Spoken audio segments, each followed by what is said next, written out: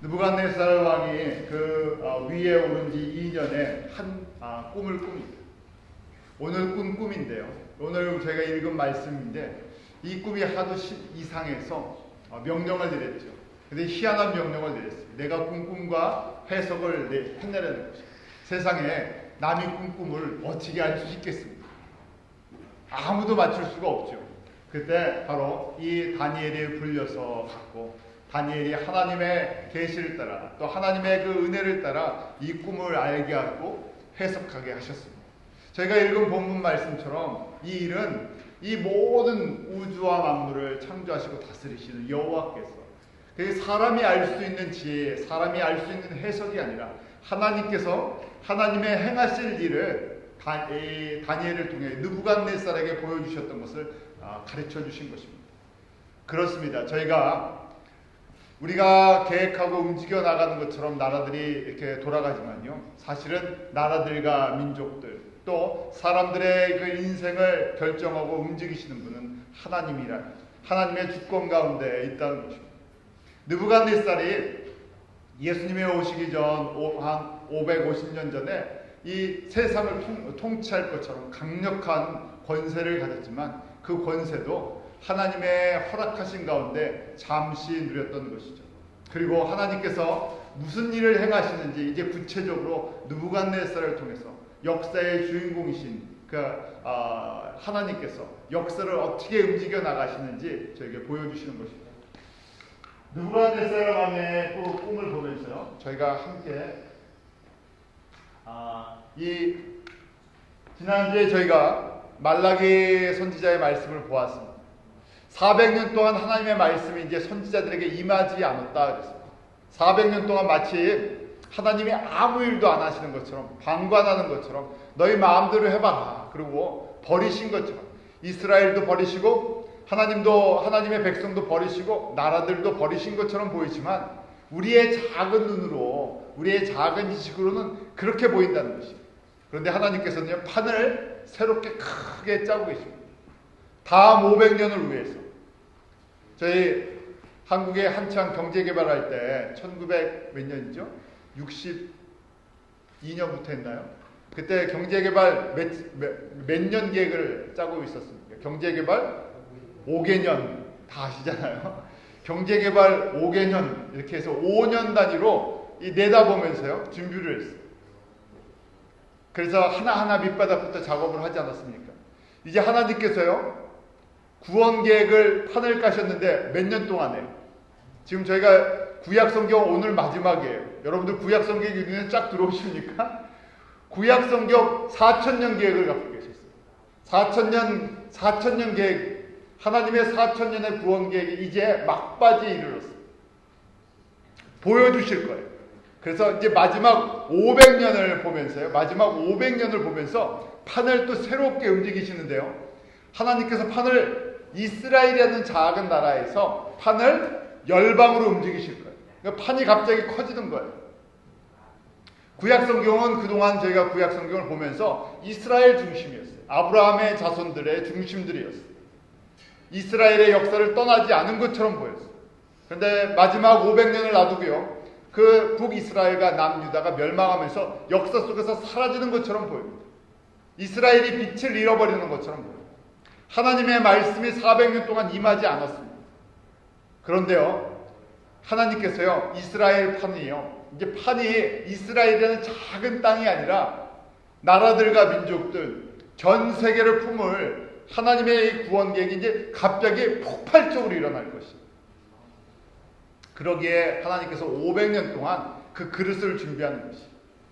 저희가 일을 크게 벌려면, 판을 크게 하려면요, 그릇을 준비해야 될 거 아닙니까? 이스라엘이라는 작은 민족이 가나안 땅이 이것을 품을 수가 없어요.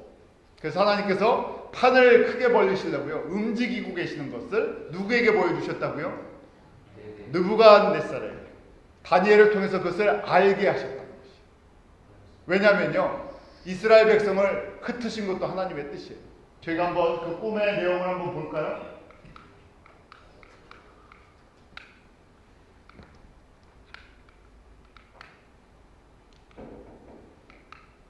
자, 느부갓네살 왕이 오늘 꾼 꿈입니다. 이 꿈은요, 저희가 글을 보면 조금 어려운데요. 그림을 보면 조금 쉬워요. 자, 그림을 제가 이렇게 제가 그린 게 아니고요. 다 있습니다. 여러분들도 인터넷에서 보시려면 다 보실 수 있어요. 이런 신상을 보았다는 거예요. 꿈속에서. 그런데 머리는 뭘로 만들었다고요? 머리는 정금. 그 다음에 가슴과 팔은요, 은. 그 다음 배와 넓적다리는 동. 그 다음에 종아리는요, 철. 발은요, 철과 진흙이 섞여 있다는 거예요. 희한한 신상을 하나 본 거예요.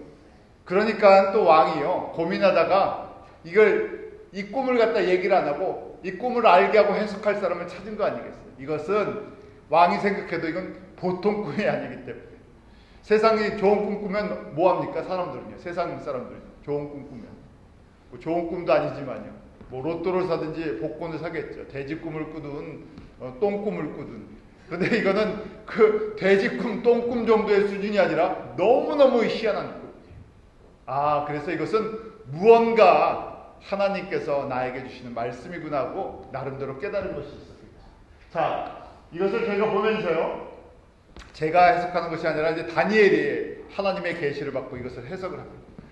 금으로 된 머리는 무엇인가? 37절 38절입니다. 우리 한번 같이 읽겠습니다. 시작. 왕이여, 왕은 열왕의 왕이시니라. 하늘의 하나님이 나라와 권세와 능력과 영광을 왕에게 주셨고 인생들과 들짐승과 공중의 새들 어느 곳에 있는 것을 물어나고 그것들을 왕의 손에 붙이사 다 다스리게 하셨으니 왕은 곧 그 금머리니이다. 하나님께서 권세와 영광을 금머리같이 주셨다. 누구에게요? 바벨론 왕 느부갓네살에게 이런 영광을 주셨다는 것이. 그래서 큰 신상을 봤는데 그 신상은 결국 이제 나라들, 제국들의 그 역사를 하나님께서 보여주신다는 것이. 그리고 바벨론 왕을 세우신 것도 누구시라고요? 하나님이시라고. 주권이 하나님께 있다는 것이. 왕이 세워지는 것, 이스라엘이 아니라 그 당시에 가장 이스라엘을 멸망시켰던 가장 강력한 제국이었던 바벨론, 이 제국도 하나님의 주권 가운데 느부갓네살에게 그런 권세를 주셨다는 것이. 그것을 누구에게요? 왕에게 알게 해주게. 그것을 갖다 우리들에게 알게 해주시기 위해서 이렇게 보여주셨다는 것입니다. 저희가 그래서 역사를 볼 때 역사의 눈이요, 역사를 움직이시는 분이 누구시라고요? 하나님이신데 특별히 우리랑 관계를 할 때 예수님이 왕이세요. 진짜 왕은 누구신가? 예수 그리스도가 왕이시라는 거예요. 이제 왕이 오실 텐데요.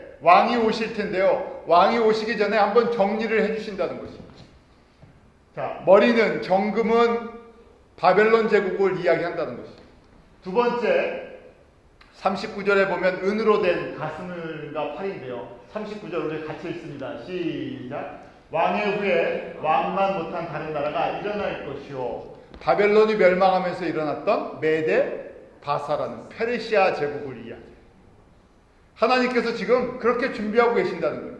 아직 일어나지도 않은 나라들을 보면서요, 내가 이 다음에 바벨론보다 조금 못하는 나라, 그 영광이 금까지는 안 되고 은 정도 되는 나라를 하나 만들어 내시겠다는 거예요. 그것이 저희가 역사를 지나고 보니까 바벨론을 멸망시켰던 메데 바사, 페르시아 제국이라는 것을 알게 되는 것입니다. 그러고 나서요, 세 번째 보면요, 39절 후반부에 보면 셋째로 또 놋 같은 나라가 일어나서 온 세계를 다스릴 것이고, 짧지만요 그 영광과 그 권세가 온 땅을 덮는 것처럼 보인다는 것이. 그 놋과 같이 배와 이 넓적다리죠. 그래서 페르시아를 멸망시키고 일어났던 나라가 알렉산더가 세운 알렉산더 제국, 우리 헬라 제국. 이 헬라 제국이 이 알렉산드리아 제국이 일어날 것을 보여주죠. 그런데 저희가 여기서 굉장히 알렉산더를 통해서요, 하나님께서 또 큰 일을 하세요. 이방의 왕이었지만요, 그가 우리 알렉산더 대왕이라고 그러잖아요. 전쟁에 능해서 짧은 기간에, 그 짧은 인생 속에서 엄청나게 나라를 확장시켰습니다. 또 그 다음에 보니까요, 40절에 보니까 철이 된 종아리는 무엇인가? 우리 40절 같이 읽습니다. 시작. 넷째 나라는 강하기가 철 같으니 철은 모든 물건을 부셔뜨리고 이기는 것이다. 철이 모든 것을 부수는 것 같이 그 나라가 문 나라를 부서뜨리고 빠을 것입니다.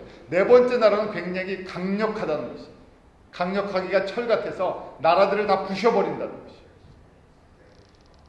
이것이 네 번째 나라라는 것이에요. 그래서 저희가 역사를 보니까 바벨론, 그 다음에 페르시아, 그 다음에 알렉산드리아, 헬라, 우리 그리스죠. 그 다음에 네 번째가 로마 제국. 이 네 번째 나라 로마 제국에 의해서 로마가 확장을 시켜요. 나라를 확장시켜를 다 보여주는 거예요. 이것을 500년 전에 느부갓네살을 통해서 보여주셨다는 것이. 이렇게 역사가 앞으로 500년 동안 흘러갈 것이라는 것이. 그러면 하나님께서 왜 이렇게 흘러가게 하시냐 하는 것입니다. 마지막에 그래서 마지막 이 환상의 끝에 보면요, 이 신상의 그 끝모습이 우리 44절 45절에 보면 한 뜨인 돌이 일어나서 이 모든 신상 이것을 부숴버리는 장면이 나오는데요. 우리 44절 45절 같이 읽습니다. 시작. 이 열왕의 때 하늘의 하나님이 한 나라를 세우시리니 이것은 영원히 망하지도 아니할 것이요 그 국권이 다른 백성에게로 돌아가지도 아니할 것이요 도리어 이 모든 나라를 쳐서 멸하고 영원히 살 것이다.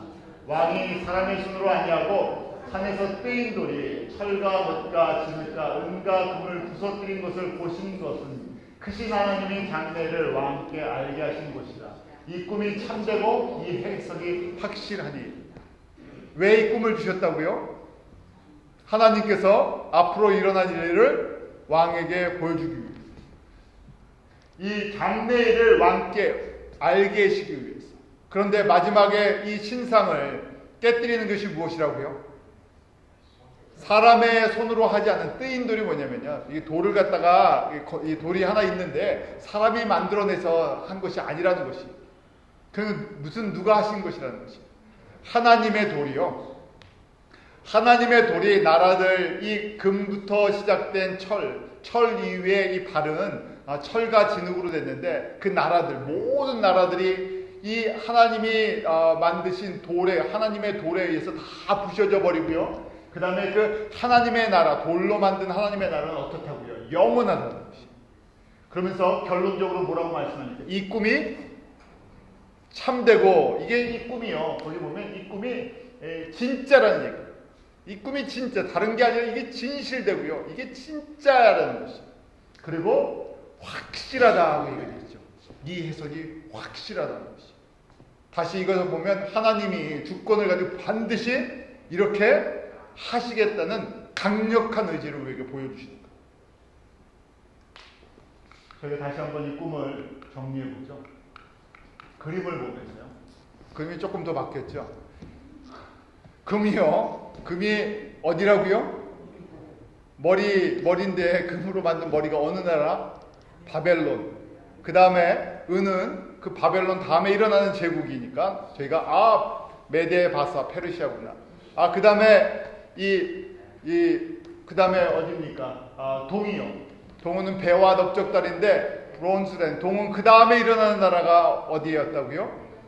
헬라 제국. 그 다음에 철로 일어났던 종아리는요, 로마였어요. 네 번째 나라.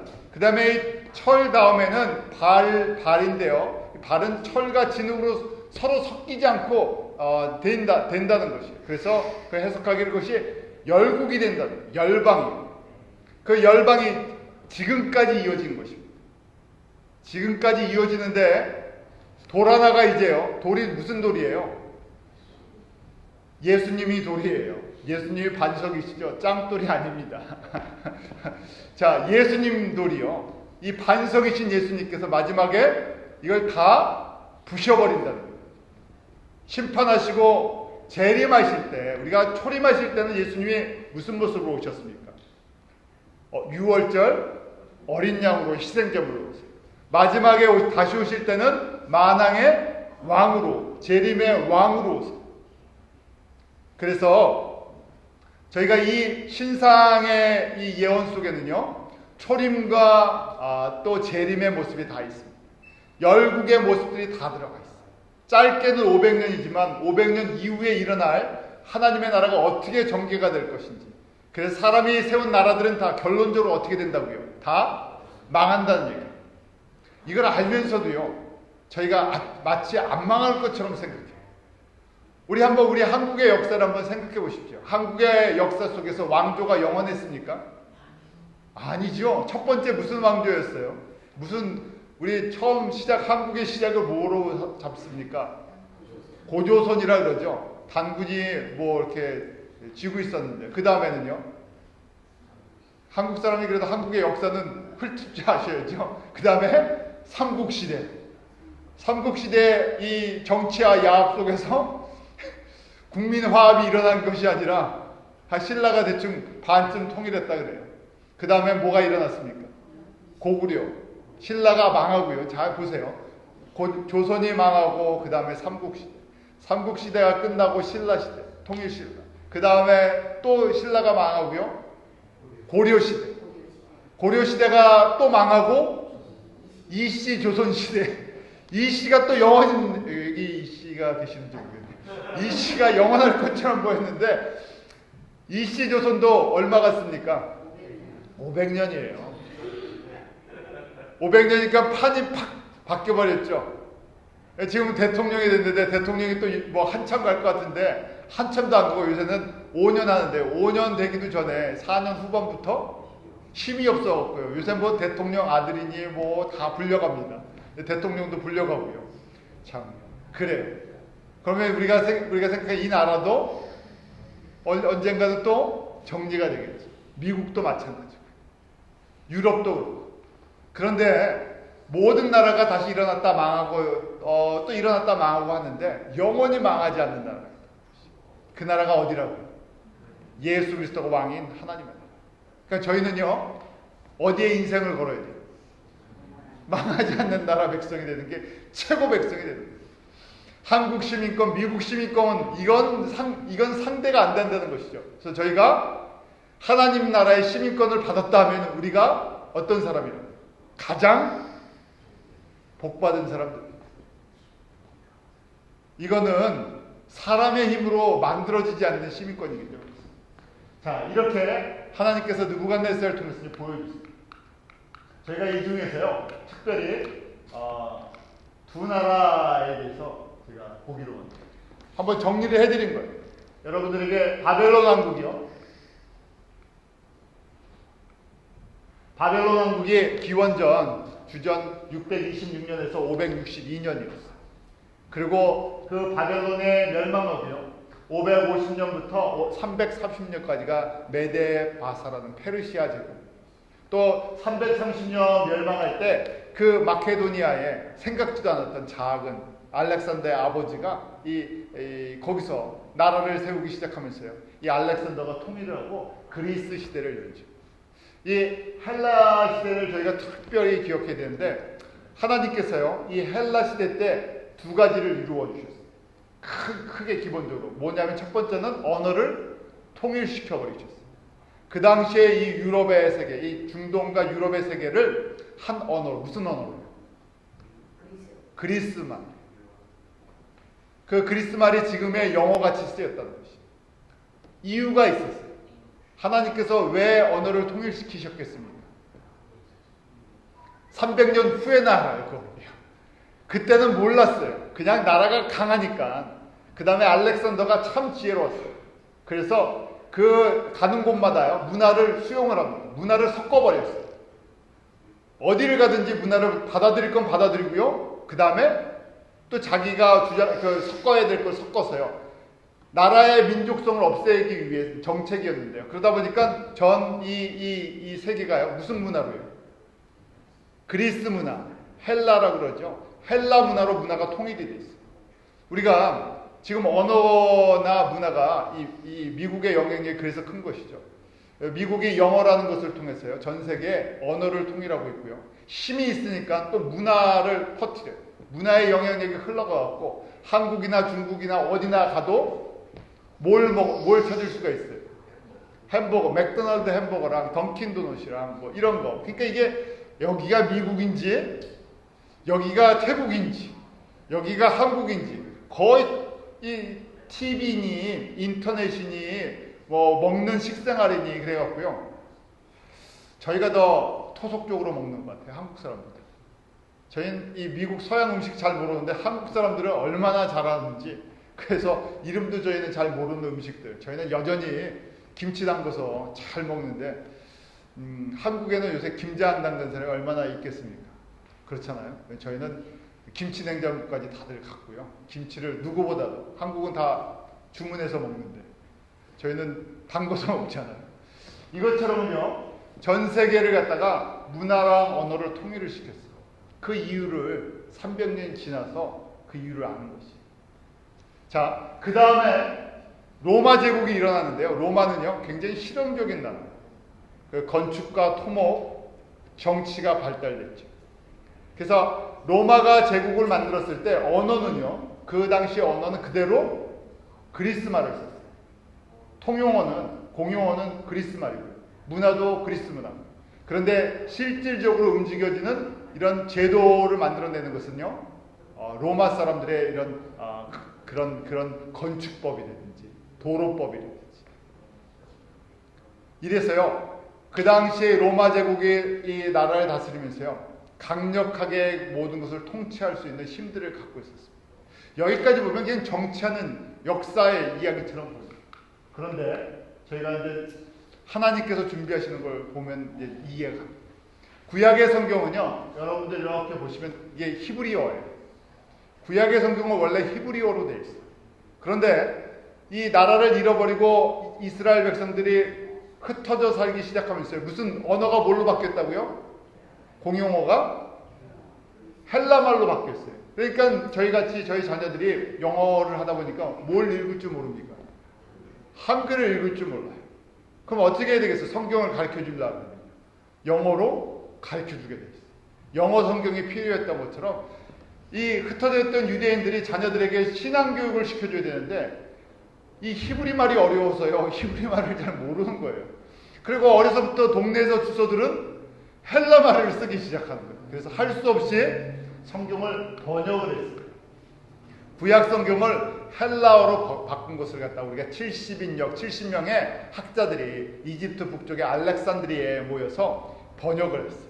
우리 다음 세대들을 위해서, 흩어진 사람들을 위해서 성경을 번역하자. 그래서 그것이 70인이 모여서 번역을 했다 해서 70인역, septuagint라고 이제 이야기하는데요. 이렇게 해서 이제 그리스 말로 번역이 됐어요. 사람들이 구약 성경을 쉽게 볼 수 있게 만들었어요.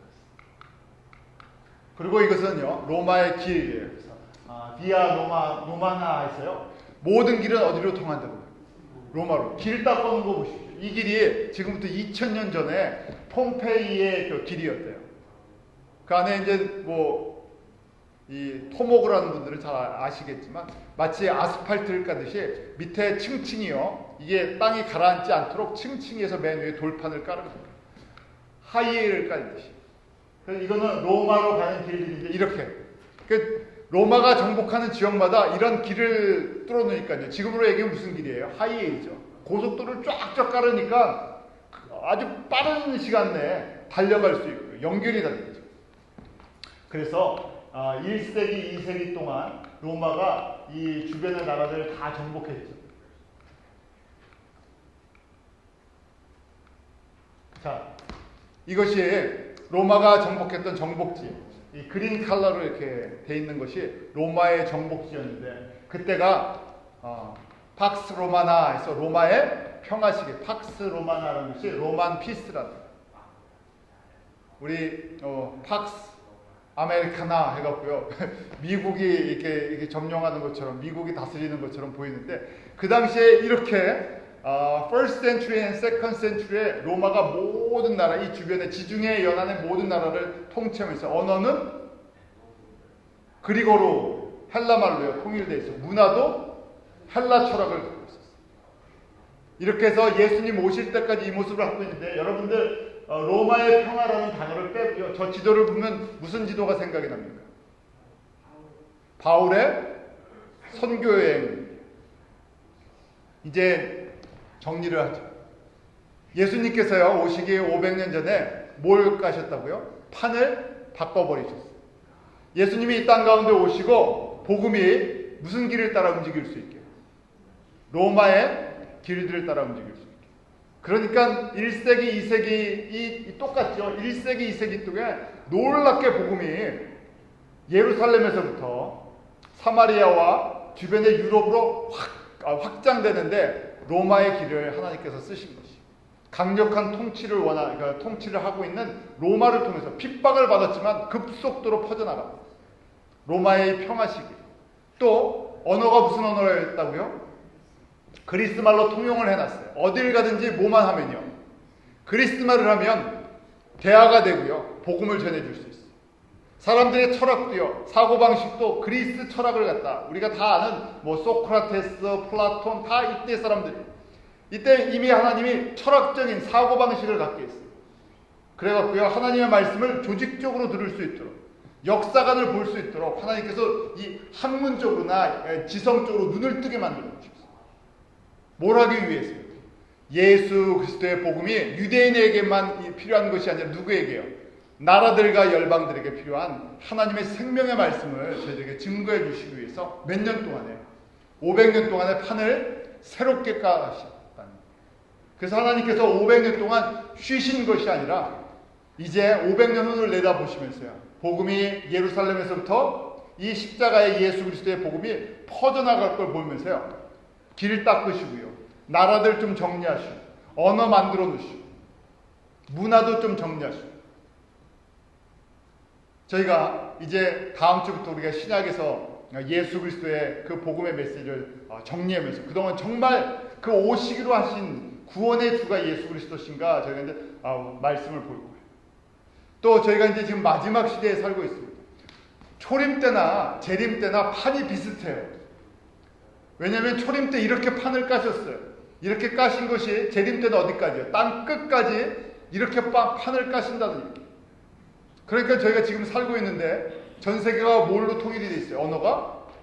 영어를 하면 어디든지 다 통용이 되죠. 미국식 이 사고방식을 다 갖고 있어요. 그 다음에 이제 안 들어가는 데가 없어요. 도로뿐만이 아니라 뭐 항공, 인터넷, 위성, 뭐 별걸 다 통해서요, 지구 구석구석에 무슨 일이 일어나는지 다 알아요. 나는 원치 않지만 구글 맵 같은 데 보면 그 구글 맵인가요? 어디에서 사진을 자꾸만 찍어 나갔고요, 네, 나도 모르는 사진들이 자꾸만 올라올 수도 있죠. 구석구석 여러분들 북한은 못 가보시면요, 구글 얼스 맵에 가셨어요, 이렇게 보시면 북한도 다 보입니다. 그렇잖아요. 동네도 보실 수 좀 있어요. 이렇게 대충 언제 생각하지도 못한 일인데 하나님께서 마지막 이제 추수를 위해서요, 마지막 이제 이 말씀 다니엘서 그 2장의 마지막 말씀, 한 돌이 모든 열방을 깨뜨리고 영원한 하나님의 나라가 완전히 세워질 그때를 바라보면서 움직여 나간다는 것이, 저희가 이런 역사관을 가지시기 바랍니다. 우리가 이 땅에 속해 있는 사람들이 아니라요, 하나님의 자녀가 돼서 이제 하나님께서 큰 판을 이렇게 이루어 나가고 판이 커진다는 얘기예요. 우리의 신앙이 작은 데 머물러 있지 마시기 바랍니다. 그냥 오늘 뭘 먹고 뭘 마시고 뭘 입고 어떻게 살 것인가 하는 아주 작은 데서요, 눈을 크게 떴어요. 하나님께서 이루시는 이 큰 역사의 판에 우리가 참여하는 그러한 아름다운 은혜를 누리시기 바랍니다. 주님께서는 우리 눈에 보이든 안 보이든 이렇게 움직이고 이 예수 그리스도의 복음이 땅까지 증거될 때까지 움직여 나가신다는 것을 잊지 마시기 바랍니다. 기도하겠습니다. 하나님 아버지, 저희들에게 하나님의 구원의 역사를 보게 하여 주시고 그 하나님의 나라, 하나님의 뜻을 알게 하여 주심을 감사합니다. 우리의 눈을 더 크게 뜨게 하여 주시옵소서. 예수 그리스도를 바라볼 때마다 다시 오실 재림의 왕 예수 그리스도를 저희가 소망하게 하시고 세상에 멸망할 나라들과 모든 것들에 우리의 마음을 두는 것이 아니라 멸망하지 않을 영원한 하나님의 나라, 참 진실되고 참 분명한 그 예수 그리스도의 그 통치하시는 하나님의 나라를 저희가 온전히 바라며 믿음으로 승리케 하여 주시옵소서. 오늘 주시는 이 말씀을 저희가 묵상하며 간직하며 한 주간의 삶 속에 다시금 주님과 더 깊은 교제로 나아가는 그 복된 인생이 되도록 인도하여 주시옵소서. 감사하며 예수님 이름으로 기도드립니다.